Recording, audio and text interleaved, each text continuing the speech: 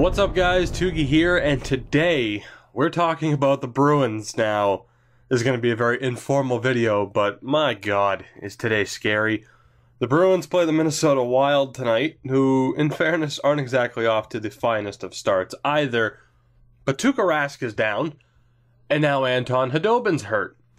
A clear lower body injury for Tuukka that he's been dealing with all season so far, and an undisclosed injury for Dobby as he left a practice early. This scares the hell out of me.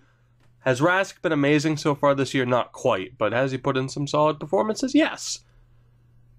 Anton Khudobin, well, he has left a lot to be desired, but this injury situation leaves the Bruins with Malcolm Subban and Zane McIntyre, which obviously isn't ideal, especially with Subban seemingly likely to get the start against the Wild. Again, this scares the hell out of me. The last 3 games were scary enough.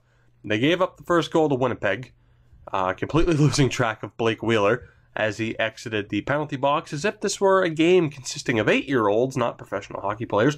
Thankfully, they came back to win that game 4-1.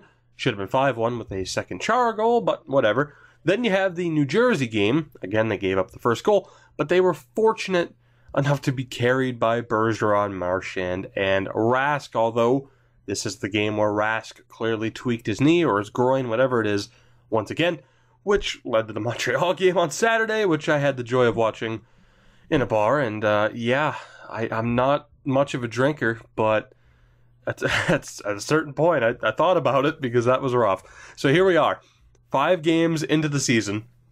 They've yet to score the first goal in any of their games. The defense is still tremendously unreliable. I am just flat out dreading this game. Sure, defensively there have been some bright spots. Carlo is the obvious big one. I mean, they'd be idiots to send him back down. Now, Joe Morrow playing with intensity was a really nice change. Although with Adam McQuaid coming back, which I guess could be another bright spot, I don't know how much lineup time he'll get, but I mean, God, I'm not even going to name the guys who are underperforming offensively. The point being, how are either of these 2 goalies, no matter who gets the start between Subban or McIntyre, how are either of them going to be able to do what Rask has barely been able to do? What most goalies in the league simply couldn't do, if any, and that's win games consistently. I mean, I don't expect Rask to be out for long. This might be the only game in which one of them starts, although they play the Rangers tomorrow as well.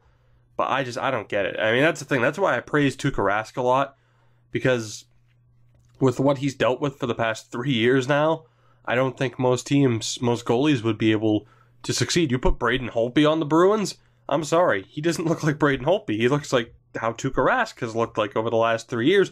I'm convinced Rask would look like the Vezina winner that he once was, had he been on a team that, you know, at least was solid defensively, like Washington, or at least had a somewhat consistent offense.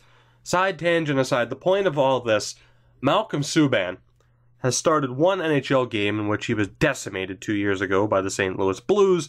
He had a decent season at best last year in Providence, and has been simply horrific in the AHL so far this year, with the Baby Bees posting an .846 save percentage.